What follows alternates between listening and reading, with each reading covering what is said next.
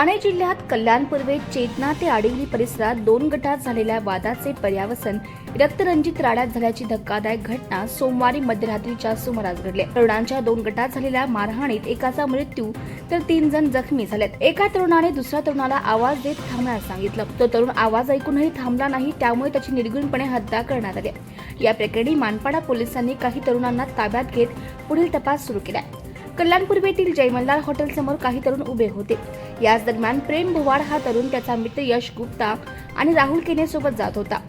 या तिघांना जनकल्याण खासगी रुग्णालयात जायचं होतं, मात्र जय मल्हार हॉटेल समोर उभे असलेल्या तरुणांनी या तिघांना थांबण्यास सांगितलं। तिघेही थांबले नाहीत, ते रुग्णालयात गेले। रुग्णालयातून ते तिघे पुन्हा त्याच रस्त्याने येत असताना योगेश पटेल, जो बांधकाम व्यावसायिक आहे, याने त्याचा मित्र राहुल पाठक, संतोष यादव यांच्यासह प्रेम आणि यश या दोघांना मारहाण करण्यास सुरुवात केली।